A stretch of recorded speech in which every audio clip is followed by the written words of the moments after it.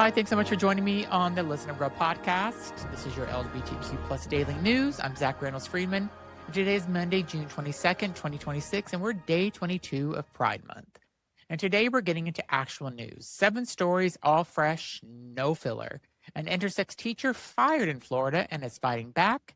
HUD is coming for LGBTQ plus housing protections. An AI report that should concern every queer person with a smartphone. A new Pride anthem from 2 legends. Wendy McKenna comes out. Sarah McBride's documentary is in theaters now. And an ACLU complaint that has put a Florida school district on notice. So let's get started with the intersex teacher that's fired in Florida. An ACLU files complaint. This is a story that isn't getting enough attention, and it needs to be.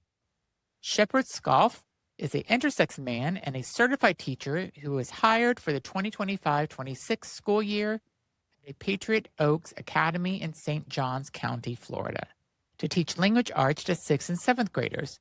During the hiring process, he disclosed that he had been assigned female at birth, and he is born with an intersex variation of XY chromosomes, and he lives and presents as a man. The school district fired him.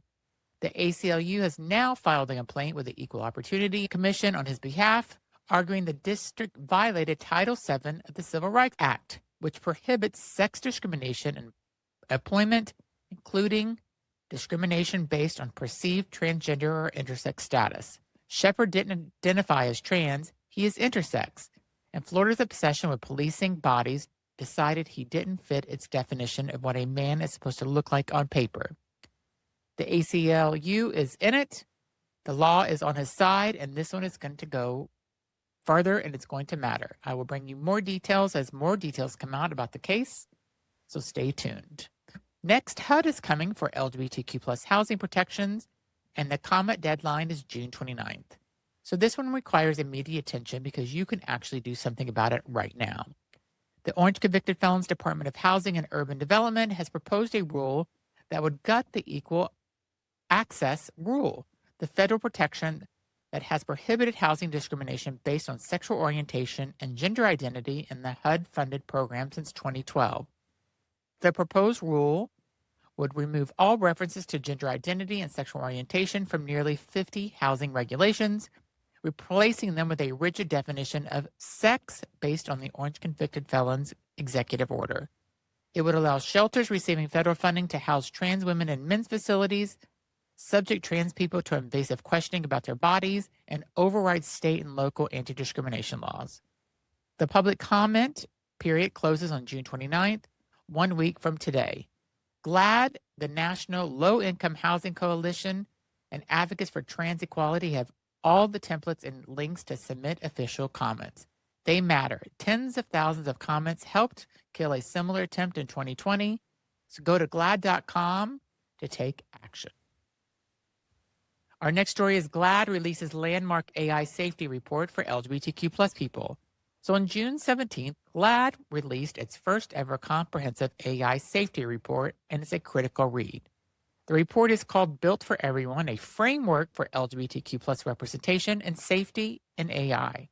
It examines how AI systems are already impacting LGBTQ plus people and how those harms are growing as AI becomes embedded in everyday life. Job applications, healthcare searches, content moderation, chatbots, and more.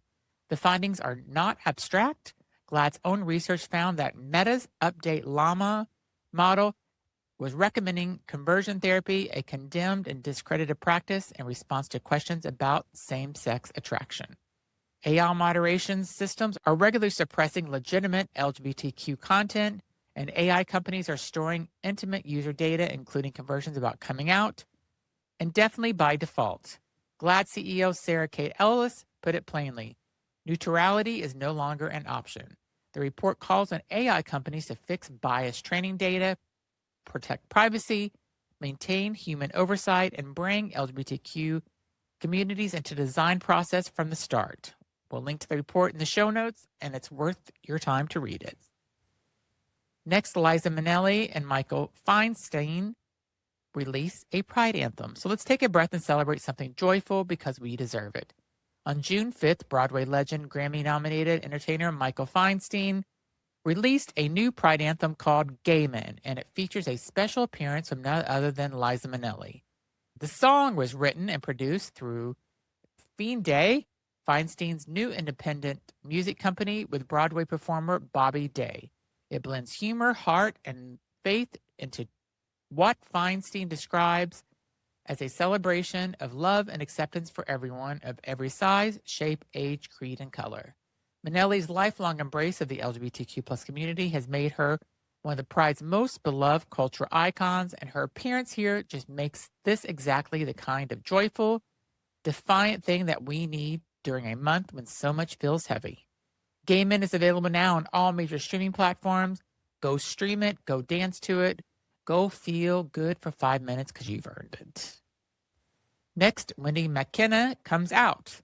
And staying in the joy for a moment, because this one is genuinely lovely, Wendy's sister Mary Robert from Sister Act, one of the most beloved supporting roles in the 90s film, came out as gay in recently surfaced interview clip that has been widely circulating this month. In the clip, she reflects on her attraction to women, saying quietly, "I thought, well, maybe there's an attraction. It's not a press release. It's not a social media announcement. It's just a woman being honest in her own time, in her own words." McKenna is 66 years old, and her matter of fact coming out during Pride Month, in the middle of what has been an exhausting political season for this community, is a reminder that visibility looks different for everyone. You can come out when you're ready. You do it on your terms, and that's what matters every single time. Welcome to the family, Wendy, and we're glad you're here. Next, Sarah McBride's documentary is in theaters. If you haven't heard about this film yet, let me fix that for you right now. States at First, the documentary following Sarah McBride's historic campaign to become the first openly transgender member of Congress, is now in wide theatrical release. It opened June 12th and has expanded to New York, Los Angeles, Washington, D.C., Dallas, San Francisco, and more cities, with community screenings rolling out nationwide. Directed by Chase Joint, the film follows McBride through her Delaware congressional campaign, through election night, the same night the orange convicted felon won back the White House, and the doors to the Congress that immediately moved to ban her from the women's restrooms. McBride said it herself in the film, "It's not just that they don't want me in bathrooms, they don't want me in Congress." The documentary is described as intimate, candid, and exactly right for this political moment. McBride worked with Republicans on bipartisan legislation. She refused to be made into a martyr, and she showed up just to do her job, and the film captures what that actually cost her. Find your nearest screening at thestateoffirstfilm.com. If you go, please leave us a comment and tell us how it was. Next, the HUD comment deadline, a reminder act. So we covered HUD housing earlier in today's show, and now I want to circle back because this one generally warrants a second mention. The public comment period on the proposed equal access rule rollback closes on June 29th, 7 days from today. This is a real federal rulemaking process. The public comments are not symbolic. 66,000 comments helped a nearly identical proposal in 2020. The Biden administration withdrew it after the public response. Here's what's at stake. Trans people, non-binary people, and LGBTQ plus individuals fleeing domestic violence, housing instability, or family rejection could be turned away from federally funded emergency shelters or subjected to invasive body-based questioning if this rule is finalized. Go to glad.org or the National Center for Transgender Equality.org and submit a comment before June 29th. It takes 5 minutes, and right now, that 5 minutes matter greatly. So that's Listen Up Girl for June 22nd, 2026. Again, day 22 of Pride.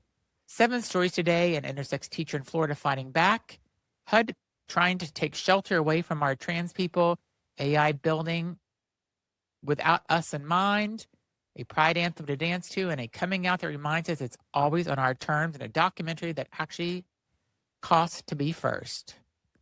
This show exists because of you. Show up for it. If today helped you stay informed, subscribe wherever you get your podcast. Leave a rating because it generally helps this show find more of our community, and share this episode with someone who needs it. And follow us on social, The Real Zachary on Instagram, for all the daily updates this week.